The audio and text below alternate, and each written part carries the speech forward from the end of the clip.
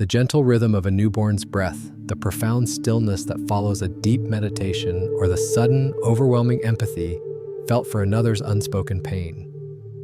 These moments, quiet and deeply human, resonate with an unmistakable truth. Yet, in our modern world, a different question often echoes. Could this entire, vibrant reality be nothing more than an elaborate simulation? From the bold assertions of tech visionaries to the captivating narratives of blockbuster films, the simulation hypothesis has woven itself into our cultural landscape, and it suggests our universe, with all its intricate laws and diverse life, might just be a sophisticated computer program, designed and run by an advanced civilization. There's a certain logic to it, a compelling neatness that offers a tidy explanation for existence. But what if this logical elegance comes at a cost? What if it overlooks the very essence of what it means to be alive, to feel, to truly experience? If our reality is merely code, how then do we account for the shattering grief that redefines a life, the expansive awe inspired by a clear night sky, or the unconditional love that binds us to another soul? These aren't simple data outputs, nor are they mere algorithms running their course. They are direct, raw encounters with presence and meaning, experiences so authentic they challenge the very notion of artificiality. This exploration is not about dismantling a theory with aggressive debate, but about inviting a deeper reflection. We're going to look beyond the surface of what can be computed and simulated, delving into the quiet, undeniable truths that reside within our own consciousness.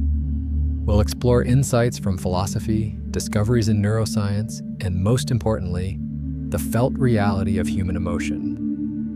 You see, there's a spiritual truth, a profound authenticity in these experiences that no algorithm could ever replicate. It's a truth that hints at the genuine, unsimulated nature of reality itself.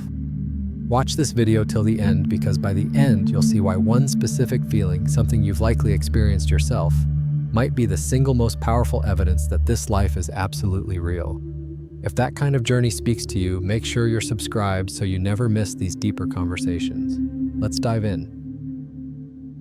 The simulation hypothesis, in its most common form, rests on a few compelling pillars. It suggests that if an advanced civilization reaches a post-human stage with immense computational power, they would likely run ancestor simulations, highly detailed recreations of past realities just like our own. Given the vast number of potential simulations, the statistical argument follows. It's more probable that we are living in one of these simulations rather than the original base reality. This idea draws heavily from information theory, viewing the universe as fundamentally built upon data, where everything from the smallest particle to the most complex consciousness can be reduced to computable bits of information. The appeal of this framework is undeniable. It offers a tidy, logical explanation for cosmological constants, for the apparent fine-tuning of the universe, and even for seemingly inexplicable coincidences, presenting them as mere glitches or program features within the code. There's an existential thrill in pondering such a grand design, a sense of cosmic intrigue. Yet beneath this appealing surface, the simulation hypothesis encounters its deepest challenge. It fundamentally treats reality as quantifiable data, rather than as qualitative experience. This is where philosophy, particularly the philosophy of mind, steps in with a crucial distinction known as the hard problem of consciousness. Coined by David Chalmers, this problem highlights that while we can explain the physical processes of the brain, neurons firing, electrochemical signals, we cannot explain why these processes give rise to subjective experience, to qualia. Qualia refers to the individual, private, raw felt sensations of the world. The inherent blueness of blue, the specific taste of chocolate, the dull ache of a toothache. These aren't just information being processed, they are the what it's like of being, the intrinsic, qualitative aspect of conscious awareness. A simulated entity might be programmed to output behavior consistent with experiencing pain, but could it truly feel the searing agony of a burn, the gut-wrenching despair of profound loss, or the transcendent joy of unconditional love? The simulation hypothesis, in its reliance on algorithms and data, struggles to account for this irreducible, qualitative depth. It can replicate the physical architecture, the inputs and outputs, but it cannot explain the inner, felt dimension of awareness itself. This is not about what something does, but what it is to feel. Phenomenology, a philosophical approach focused on lived experience, further deepens this critique. It posits that consciousness is not merely a product of the brain, but is fundamentally intertwined with the world as it appears to us. Our direct, unmediated experience of reality, the texture of grief that changes the very landscape of our perception, the expansive feeling of awe that dissolves the ego, the intimate connection of love that transcends words. These are not simply computations. They are direct encounters with being, moments where the very fabric of subjective reality is altered and revealed. An idealist perspective might even suggest that consciousness isn't a part of reality, but rather, reality is consciousness. These angles challenge the sterile logic of a simulated world, hinting that the warmth, the pain, the beauty, and the sheer, unquantifiable presence of our lived experience point to something far more fundamental than lines of code. Consider the distinct neurological signatures that emerge during profound spiritual and emotional states. Neuroscience reveals that during deep meditation, prayer, or mystical union, there's often a significant decrease in activity within the brain's parietal lobe, which is responsible for our sense of spatial orientation and the boundaries of our physical self.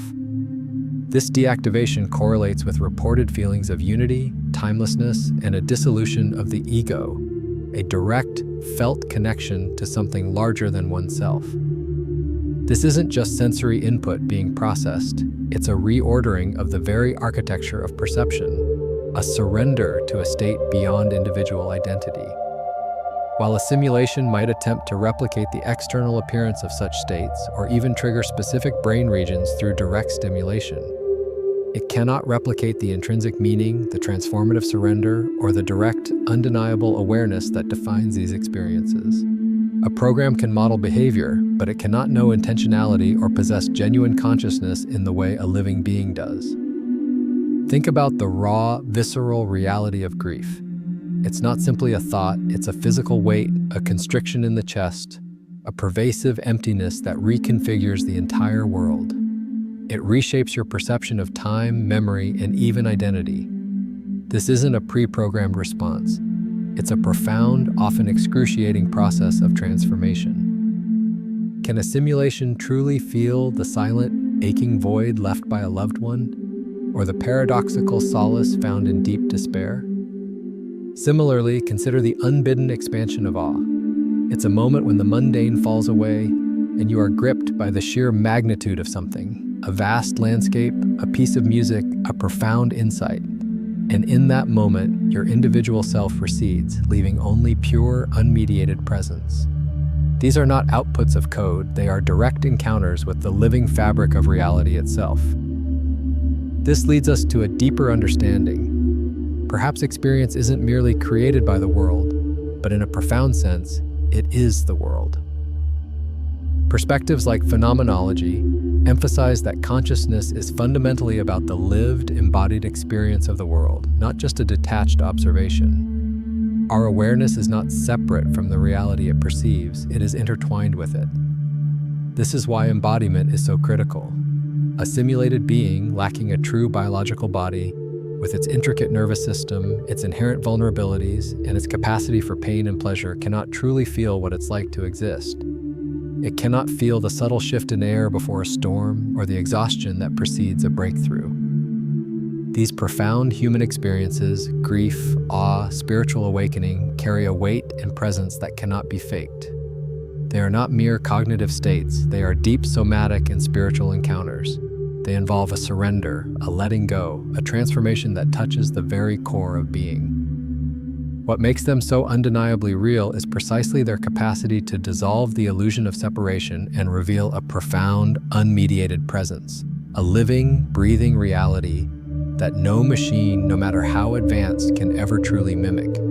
It's this felt presence, this direct knowing, that points beyond any possible simulation.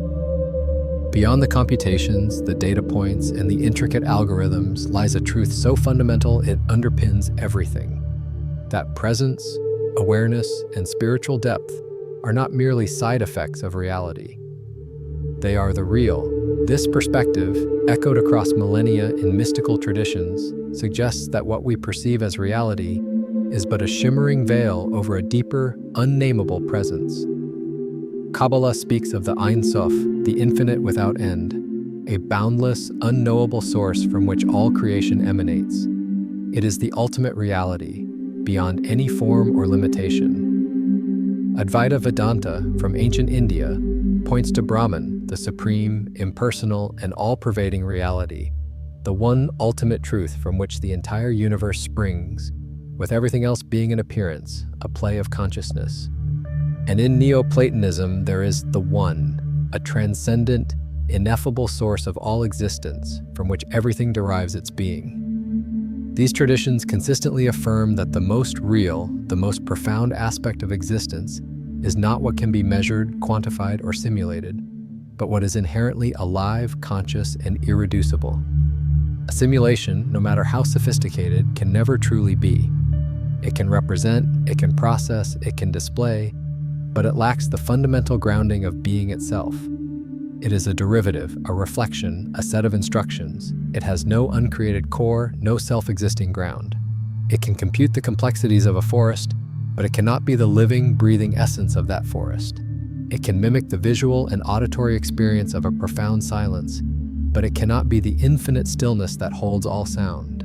This inherent lack of authentic being is the ultimate barrier for any simulated reality.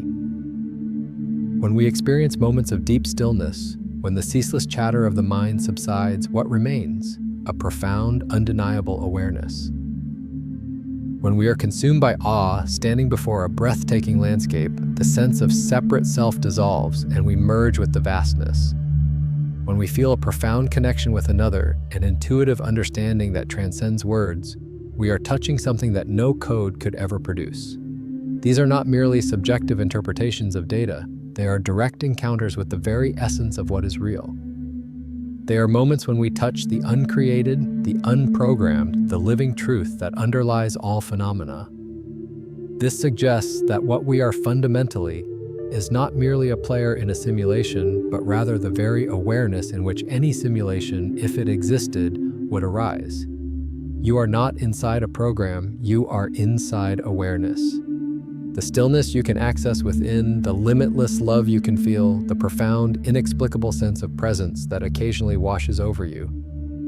So as we bring these reflections to a close, the true purpose isn't just to intellectually dismantle a theory. It's an invitation to reclaim something far more profound, the undeniable authenticity of your own existence.